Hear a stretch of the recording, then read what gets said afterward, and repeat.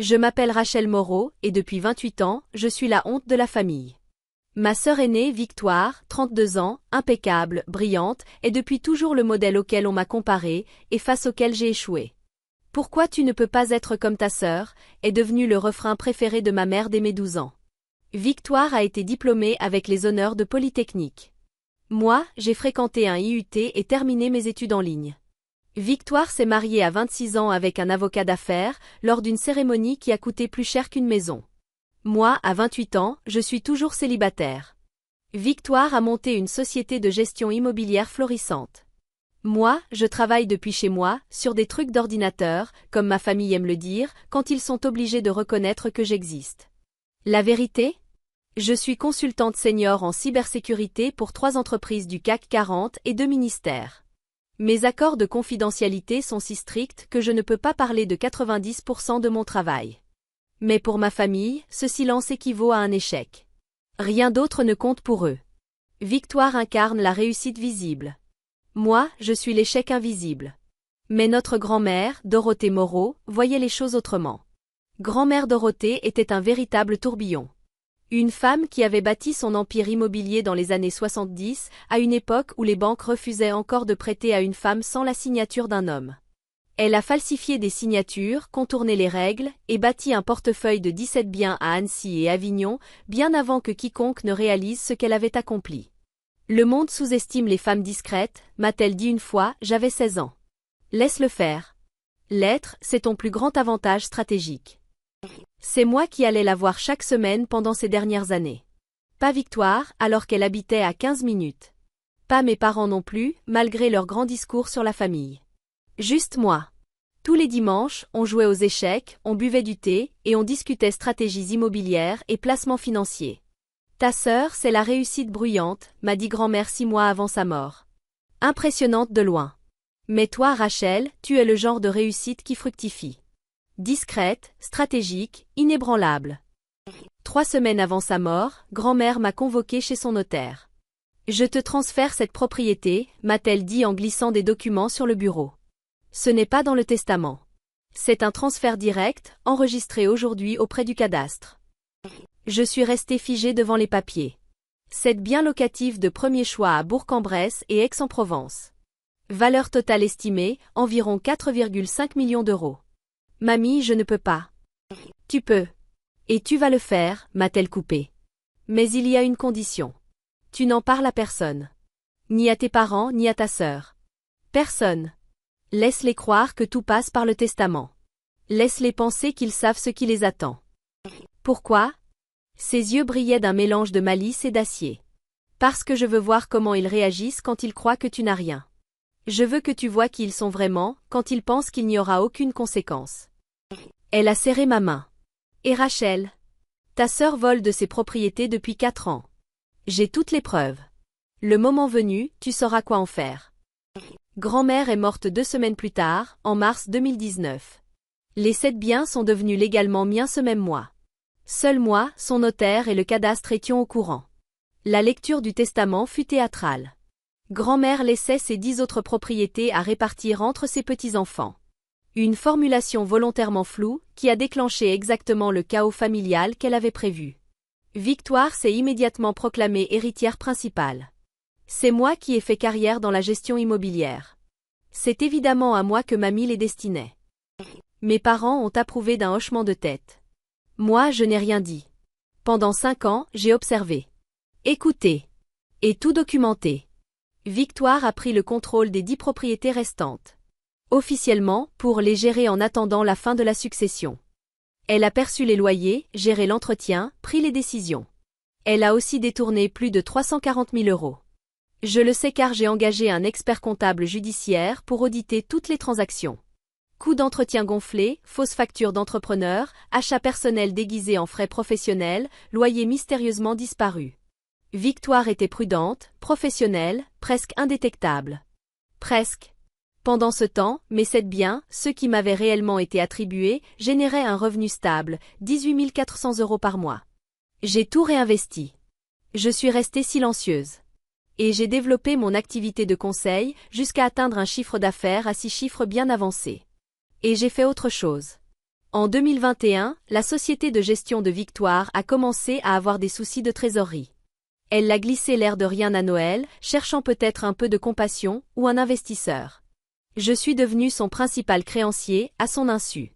Par l'intermédiaire d'une société écran et d'un avocat très discret, j'ai racheté 2,4 millions d'euros de créances hypothécaires sur 7 locaux commerciaux que Victoire prétendait posséder. Des biens en réalité très lourdement endettés, mais qu'elle présentait à la famille comme son empire. Elle n'a jamais su. Les papiers étaient au nom de sociétés anonymes. Les mensualités allaient à une adresse qu'elle n'a jamais remise en question. Je ne détiens pas seulement des créances. Je suis sa principale menace financière. Un seul retard de paiement et je pouvais tout saisir. Je ne me cachais pas. Je patientais. Et puis, le coup de fil est arrivé. Un mardi matin de novembre 2024. Rachel, il faut qu'on parle succession. Ma mère a annoncé sans détour. Ce week-end, ton père et moi allons finalement répartir les biens de mamie. Victoire a été assez patiente. Patiente? Ai-je demandé d'un ton neutre. Elle gère tout depuis 5 ans sans aucune compensation, a poursuivi ma mère. On va transférer les dernières propriétés à son nom. C'est normal. Je vois. Tu auras quand même quelque chose. Bien sûr. Il y a ce petit bien à Bourg-en-Bresse. On a pensé que ce serait approprié pour toi. Ce petit bien valait 350 000 euros. Victoire, elle, revendiquait des biens pour plus de 6 millions. Et la réunion c'est quand? Samedi, 14 heures, chez le notaire. J'ai raccroché et immédiatement appelé mon propre avocat, maître Marcus Chen, qui avait aussi été celui de mamie. Il passe à l'action, ai-je dit. Tu veux bloquer ça? A-t-il demandé. J'ai repensé aux mots de mamie. Je veux que tu vois qui ils sont vraiment quand ils pensent qu'il n'y aura aucune conséquence. Non. Laisse-les faire. Mais prépare tous les documents. Et Marcus? Prépare aussi les dossiers de saisie des 7 biens commerciaux de Victoire. Je veux pouvoir les déposer. Le samedi est arrivé. Froid mais clair. Le bureau du notaire, en plein centre de Lyon, sentait l'argent et l'héritage, bois sombre, fauteuil en cuir, ambiance pesante. Mes parents étaient assis d'un côté de la table. Victoire, impeccable dans un tailleur sûrement à 2800 euros, trônait à leur côté. Son mari, Derek, souriait dans un coin. Moi j'étais en face. Seule. En jean et pull. Je n'ai jamais su jouer à la réussite comme Victoire. Le notaire, pas Marcus, mais quelqu'un engagé par mes parents, s'éclaircit la gorge. Merci d'être venu. Nous sommes ici pour finaliser la répartition des derniers biens de Dorothée Moreau. Enfin, soupira Victoire, théâtrale. Ça fait 5 ans que je gère ces biens sans être officiellement propriétaire. C'est une énorme pression.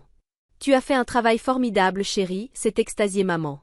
Papa a hoché la tête. Mamie serait tellement fière. Le notaire feuilleta les papiers. Voici la proposition, transfert de cette propriété à Victoire Moreau-Shaw, 2 à Monsieur et Madame Moreau, et la petite maison à Bourg-en-Bresse pour Rachel. Victoire sourit. Ça me semble juste. Rachel n'a jamais vraiment contribué à l'entreprise familiale. Victoire a l'expertise, a ajouté papa. Elle a monté sa société. Elle sait ce qu'elle fait. Je n'ai rien dit. J'ai juste observé. Le notaire semblait mal à l'aise. Mademoiselle Moreau. Rachel. Avez-vous des objections? J'ai des questions, ai-je dit doucement. Victoire a levé les yeux au ciel. Évidemment. Ces 10 propriétés, ai-je poursuivi en l'ignorant, Victoire les gère depuis 2019. Elle perçoit les loyers, gère l'entretien. Correct? Correct, a-t-elle répondu sèchement. Et c'est bien pour ça que je devrais en être officiellement propriétaire. Et en 5 ans, combien ces biens ont-ils généré de revenus? Elle fit un geste vague. Je peux fournir les chiffres exacts. Je n'en doute pas. Je te demande juste une estimation. Elle hésita, fit un calcul mental. Environ 1,7 million d'euros. J'ai hoché la tête. Et où est cet argent? Réinvesti dans les biens, évidemment. Entretien, rénovation, frais de gestion. 1,7 million d'entretien en 5 ans? Ça fait 340 000 euros par an, donc 34 000 euros par propriété et par an. Ce sont de vieux bâtiments, s'est-elle défendue. Ils demandent beaucoup de travaux. Je suis certaine que oui. J'ai ouvert mon ordinateur portable. Alors ça ne te dérange pas qu'on examine les comptes en détail? Rachel, a tranché maman sèchement. C'est inutile. Victoire a tout géré à la perfection. Alors les comptes le confirmeront, ai-je répondu calmement. Le visage de Victoire s'est durci. Je n'ai pas à me justifier devant toi. Tu n'as jamais rien fait dans l'immobilier. Tu passes ta vie sur ton ordinateur. Puis elle s'est levée brusquement, hurlant. Tu n'es qu'une ratée, une déception, tu n'as jamais rien fait. C'est moi qui ai bâti une vraie entreprise. C'est moi qui ai les compétences. Ces biens sont à moi. Papa s'est levé à son tour. Ta sœur a raison. Tu n'as rien apporté à cette famille ni à ses biens. Victoire les mérite. Le notaire s'est agité, visiblement mal à l'aise. Peut-être devrions-nous tous nous calmer? Non, a coupé Victoire. Je ne vais pas continuer à faire semblant. Rachel n'a aucun droit ici. C'est un échec. Elle l'a toujours été. Mamie avait pitié d'elle, mais ça ne lui donne pas le droit de remettre en question ma gestion. J'ai répondu très calmement. Entendu. Puis j'ai sorti mon téléphone et j'ai composé le numéro de Marcus. Marcus, c'est Rachel. On avait parlé des dossiers de saisie. Lance la procédure immédiatement sur les 7 biens commerciaux de Victoire. Un silence glacial est tombé dans la pièce. De quoi tu parles? A exigé Victoire. J'ai levé un doigt, encore en ligne. Oui. Dépôt au cadastre avant la fin de journée. Saisie complète des 7 biens de Madame Victoire Moreau-Shaw. Le visage de Victoire est devenu livide. Tu ne peux pas faire ça. C'est quoi ce délire? Son téléphone a sonné. Puis celui de Derek. Puis le téléphone du bureau. Victoire a attrapé son portable. Allô? Oui, c'est. Quoi? Non, ça doit être une erreur. J'ai raccroché et les regardé tranquillement. Son courtier en prêts immobiliers hurlait si fort qu'on l'entendait de l'autre côté de la table. Avis de saisie. Qui est Highland Property Holdings? Vous leur devez 3 millions d'euros. Je comprends pas, bredouilla Victoire. Il y a une erreur quelque part. Derek s'est levé à son tour, téléphone à la main. Ici Derek Shaw. Saisie? Mais de quoi tu parles? Qui a autorisé ça? Maître Marcus Chen entra dans la salle de réunion, calme et souriant. Bonjour à tous. Je suis Marcus Chen, représentant de Société Foncière Highland, SARL. J'ai ici les documents de saisie pour 7 biens commerciaux actuellement au nom de Victoire Moreau-Shaw. Il posa un dossier sur la table. Votre cliente a versé le paiement minimum sur 2,4 millions d'euros de créances ces 3 dernières années. Cependant, à compter de ce matin, l'ensemble des créances est exigible immédiatement. Paiement intégral dans les 30 jours, où les biens seront saisis et mis en vente aux enchères. Le visage de Victoire passa du blanc au gris cendré. C'est de la folie. Je ne sais même pas ce que c'est cette société Highland. Vraiment? Répondit Marcus d'un ton doux. Il se tourna vers moi. Mademoiselle Moreau, vous souhaitez expliquer? J'ai soutenu le regard de Victoire. Société Foncière Highland, c'est ma société, ai-je dit calmement. Cela fait 3 ans que je suis ton créancier anonyme. Je détiens 2,4 millions d'euros de dettes garanties par cette propriété commerciale. Un silence de marbre. Toi, murmura Victoire. C'est impossible. Tu n'as pas cet argent. Tu bosses de chez toi à faire je ne sais quoi. Je suis consultante en cybersécurité pour 3 entreprises du CAC 40 et 2 organismes gouvernementaux. Je gagne environ 450 000 euros par an. Et je possède 7 biens locatifs générant 18 400 euros par mois que mamie m'a transféré directement en mars 2019. J'ai glissé mon propre dossier sur la table. Acte de propriété enregistré. Les 7 biens transférés à mon nom il y a 5 ans, hors succession. J'en suis la propriétaire depuis tout ce temps. Ma mère a attrapé les documents. Ses mains tremblaient. Ce n'est pas légal, balbutia-t-elle. C'est parfaitement légal, confirma Marcus. Madame Moreau a utilisé un transfert direct d'actes enregistrés à la préfecture foncière de l'Ain et du Vaucluse. Rachel est propriétaire légale depuis le 15 mars 2019. Ces biens ne font pas partie de la succession discutée aujourd'hui. Le visage de papa est devenu cramoisi. Dorothée n'aurait jamais, elle n'a pas pu. Elle l'a fait, ai-je répondu simplement. Et elle m'en a expliqué la raison. Elle voulait que je voie qui vous étiez vraiment quand vous penseriez que je n'avais rien. J'ai ouvert mon ordinateur et tourné l'écran vers eux.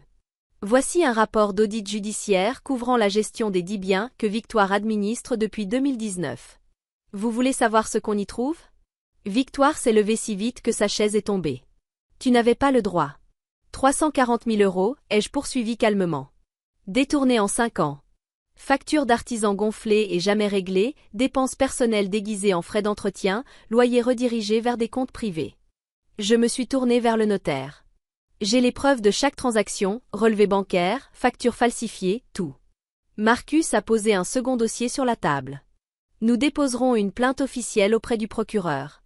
Fraude immobilière, détournement d'actifs d'une succession. Les peines prévues dans ce genre de dossier en France sont très lourdes. Le téléphone de Victoire a sonné à nouveau. Elle le regarda, le visage effondré. C'est la banque, murmura-t-elle. Il rappelle les prêts de 2 autres biens. Comment? Tes biens commerciaux sont croisés en garantie, ai-je expliqué. Quand mes créances partent en saisie, ça déclenche le défaut de paiement sur tes autres prêts. Tu vas tout perdre. Derek attrapa le bras de Victoire. Il faut appeler notre avocat. Maintenant. Oui, ai-je répondu. Vous devriez. Ma mère retrouva sa voix, stridente de panique. Rachel, tu ne peux pas faire ça. C'est ta sœur. Ma sœur? Celle qui m'a traité de ratée inutile il y a 30 minutes? Celle qui a volé 340 000 € dans les biens de mamie? Celle qui a réclamé des propriétés qui ne lui appartenaient pas tout en détournant les loyers? C'est de la vengeance, tenta mon père. Non. C'est ce qu'on appelle les conséquences, ai-je coupé. Pendant 5 ans, vous avez vénéré la réussite de Victoire, tout en méprisant ce que moi j'accomplissais. Pendant 5 ans, j'ai documenté ses vols pendant qu'elle jouait la gestionnaire modèle. Pendant 5 ans, j'ai attendu. Je me suis levée. Mamie m'a légué ses biens parce qu'elle savait. Elle savait que Victoire volait, et que vous me choisiriez toujours elle plutôt que la vérité. Elle voulait me donner une sécurité que vous ne pourriez pas m'enlever. Je me suis tournée vers Victoire, qui pleurait maintenant. De vrais sanglots. Moche. Désespérée. Et elle m'a donné autre chose, ai-je ajouté doucement. Elle m'a donné le pouvoir de décider de la suite. Marcus a sorti un 3e dossier. Ce dossier contient 2 options. Option 1, Victoire transfère immédiatement la gestion de tous les biens restants à Rachel. Elle rembourse les 340 000 € par un plan de paiement échelonné. Aucune plainte pénale n'est déposée. Les saisies suivent leur cours, mais un plan de remboursement est négocié. Et l'option 2? A demandé Derek. Nous déposons plainte dès aujourd'hui, a répondu Marcus. Les saisies avancent sans négociation. Rachel récupère les 7 biens commerciaux dans un délai de 60 jours. Victoire risque jusqu'à 10 ans de prison pour fraude immobilière et détournement de succession. Le silence, seulement interrompu par les sanglots de Victoire. Tu ne peux pas faire ça, chuchota maman. S'il te plaît Rachel, c'est ta sœur. C'est vrai, ai-je répondu. Et je viens de lui offrir une porte de sortie. Bien plus de compassion qu'elle ne m'en a jamais montré. Je me suis dirigée vers la porte, puis je me suis arrêtée. Vous avez 72 heures pour décider.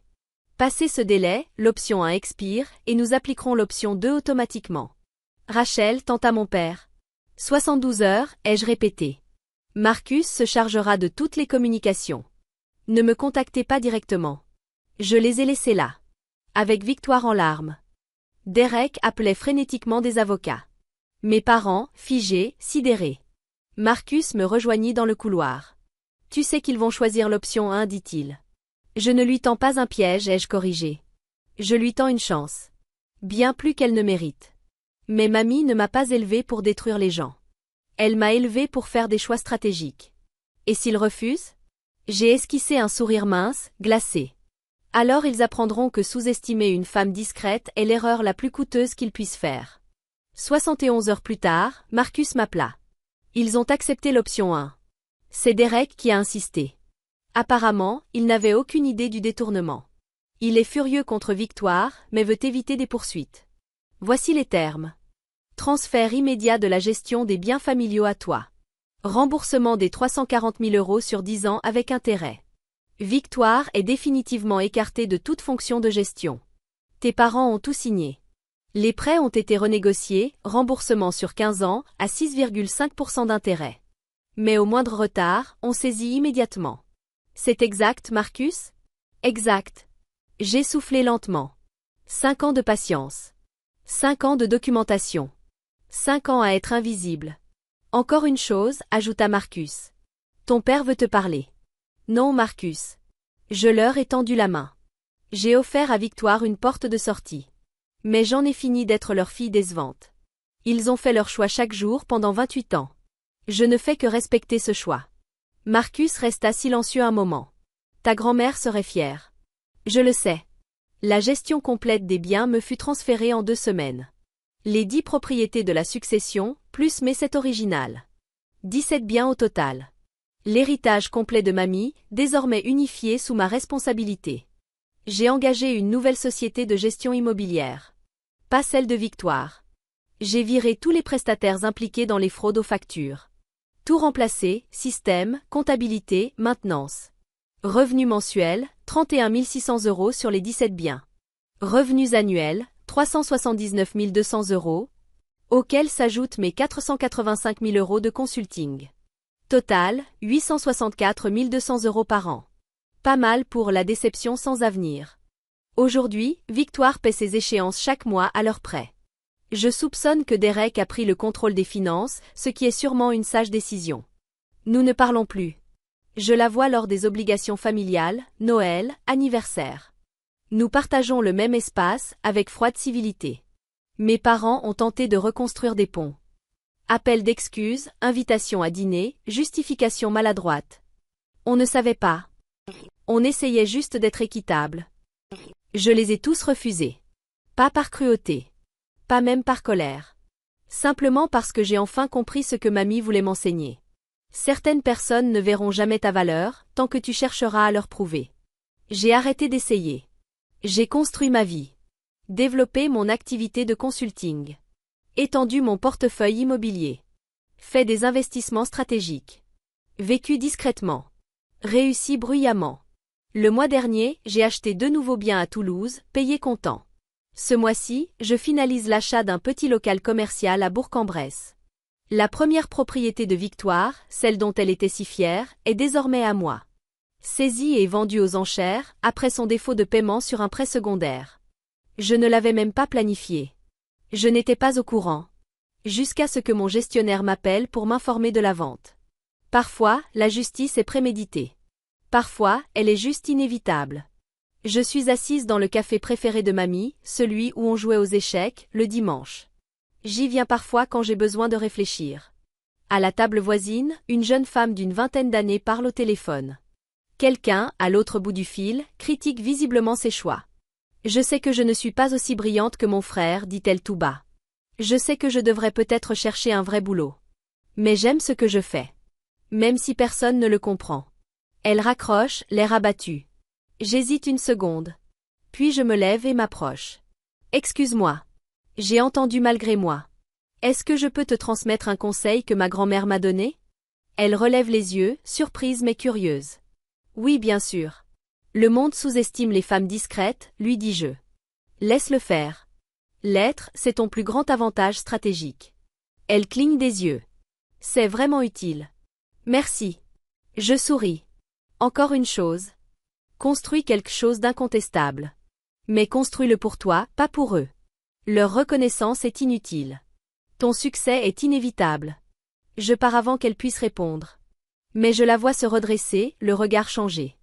Mamie aurait adoré ça. Je sors mon téléphone et envoie un message à Marcus. Statut de l'acquisition à Marseille? Il répond immédiatement. Signature dans 3 semaines. 8,2 millions. Tu es officiellement dans la catégorie à 8 chiffres. Je souris et commande un autre café. 17 propriétés. 864 200 € de revenus annuels. Un patrimoine à 8 chiffres à 28 ans. Moi, la déception qui ne ferait jamais rien de sa vie. Qu'il continue de penser ça. Après tout, l'arme la plus puissante, c'est toujours l'invisibilité stratégique. Et ça, je l'ai appris de mamie.